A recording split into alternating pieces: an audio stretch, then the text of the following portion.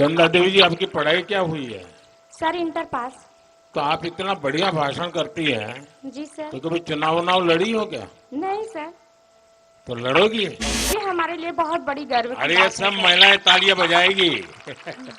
अच्छा, आपके समूह को मैं एक काम बताता हूँ, कर सकते हैं क्या? बताइए सर, प्रयास करेंगे पूरी तरह। नमस्कार, आप लाइव सिटीज देख रहे हैं। मैं हूं जय शुक्ला। यह वीडियो प्रधानमंत्री नरेंद्र मोदी के संसदीय क्षेत्र वाराणसी का है, जहां पर उन्होंने गांव की महिलाओं से बातचीत की। इस दौरान जब नरेंद्र मोदी ने भरी सभा में एक महिला को चुनाव लड़ने का ऑफर दे डाला, तो जानते हैं जवाब क्या मिला और किस प्रकार वहां माहौल बना। ये तमाम चीजें हम आपको दिखाते हैं और उसके बाद बताते हैं कि कार्यक्रम कौन सा था और प्रधानमंत्री नरेंद्र मोदी ने किस प्रकार इस महिला से प्रभावित होकर उनसे चुनाव लड़ने तक की बात पूछ डाली। जरा देखिए। मेरी खेती के माध्यम से और मेरी बैंक सखी के माध्यम से 1 साल का मेरा 1,30,000 रुपए का बचत हो जाता है। तो इस तरह से मैं आत्मनिर्भर बनने के साथ साथ मेरी अपनी एक अलग पहचान बनाई। इसका पूरा श्रेय मैं माननीय प्रधानमंत्री जी को देना चाहती हूँ कि उनके माध्यम से हमें आत्मनिर्भर बनने का जो सौभाग्य प्राप्त हुआ, उसके लिए हम उनको कोटि कोटि धन्यवाद देना चाहते हैं। और मैं उनसे आगे ऐसे ही अनुरोध करना चाहूंगी कि वो महिला सशक्तिकरण के लिए और भी कई सारी योजनाएं लेकर आएं, जिनसे कि हमारे क्षेत्र की महिलाएं इनसे जुड़कर लाभान्वित होकर आत्मनिर्भर बनने का प्रयास करें। धन्यवाद। जय हिंद, जय भारत। चंदा देवी जी, आपकी पढ़ाई क्या हुई है? Sir inter pass. तो आप इतना बढ़िया भाषण करती हैं, जी सर। तो कभी चुनाव लड़ी हो क्या? नहीं सर। तो लड़ोगी? नहीं सर, ये सर आपसे हम इंस्पायर होते हैं सर। आप जो प्रयास करते हैं सर, हम उनसे अपना कदम मिलाकर चलते हैं। इस वजह से जो हम आज हासिल कर पाए हैं सर, ये हमारा सौभाग्य है कि हम आपके सामने उपस्थित हैं सर और आपके सामने 2 बातें बोल रहे हैं सर। ये हमारे लिए बहुत बड़ी गर्व की बात है। अरे ये सब महिलाएं तालियां बजाएगी। अच्छा चंदा देवी जी, बच्चे क्या पढ़ते हैं? सर अभी मेरी बिटिया कक्षा 7वीं में है सर, और हमारा बेटा अभी कक्षा 3 में है सर। क्या सोचा है, बच्चों को क्या पढ़ाओगी? सर अगर हमारी आर्थिक स्थिति अच्छी रही तो हम उनको बहुत अच्छे से अच्छे कॉलेज में डालना चाहते हैं और उनकी पढ़ाई पूरी करवाना चाहते हैं। और अभी अच्छा पढ़ते हैं कि ऐसे ही? नहीं सर, पढ़ते हैं सर। वरना माँ सखी मंडल चलाती हैं, वो सेल्फ हेल्प ग्रुप में काम कर रही है, वो बैंक सखी बन गई है। सब कुछ देखते हुए करते हैं सर। अपने बच्चों का भी ध्यान रखते हैं, अपने परिवार का भी ध्यान रखते हैं सर, अपनी मम्मी जी का भी साथ रखते हैं, ध्यान रखते हैं, और साथ साथ अपनी सर गांव की महिलाओं का भी ध्यान रखते हुए हमारा जो कर्तव्य है हम उसको पूरा करते हैं सर। अच्छा, आप लखपति दीदी बन गई? जी सर। अब मेरा सपना है, जी सर। और मैं यहाँ जो बहनें बैठी हैं उनको भी बताना चाहता हूँ, जी सर। मेरा मेरा संकल्प है कि मैं देश में, गांवों में, जी सर।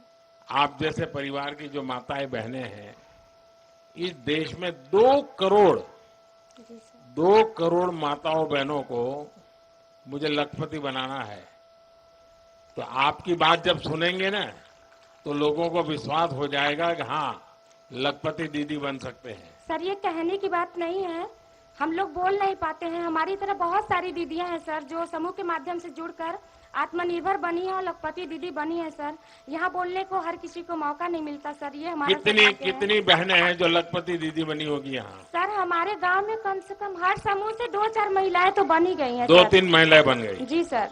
अच्छा, आपके समूह को मैं एक काम बताता हूँ, कर सकते हैं क्या? बताइए सर, प्रयास करेंगे पूरी तरह। देखिए, हमारे देश में जी सर। आजकल शादी ब्याह होते हैं, जी सर। तो वो खड़े खड़े खाने का रिवाज शुरू हो गया अब। जी सर। तो लोगों को लगता है कि दोबारा मिलेगा ना, इसलिए थाली भर देते हैं। जी सर। और फिर आधा छोड़ देते हैं, तो खाना बर्बाद हो जाता है। जी सर। किसी के घर में जन्मदिन है तो भी खाना बर्बाद हो जाता है। अगर आपके सेल्फ हेल्प ग्रुप की बहनें, जी सर, उनको परोसना कैसे, उसकी ट्रेनिंग हो जाए, जी सर, उनके अच्छे कपड़े हो जाएं, फिर वो हाथ में मोजे वोजे पहन करके, दस्तक पहन करके परोसने के लिए जाएं ऐसे लोगों में, जी सर, तो खाना तो बचेगा ही बचेगा। जी सर, जो लोग आते हैं उनको भी अच्छी सर्विस मिल जाएगी, जी सर, आपकी बहनों को कमाई हो जाएगी। जी सर, और जब भोजन समारोह में जाते हैं तो घर जाते समय वो भी कहेंगे नहीं नहीं भाई आप भी बच्चों के लिए थोड़ा ले जाइए, जी सर। तो घर में न्यूट्रिशन का प्रॉब्लम भी सॉल्व हो जाएगा।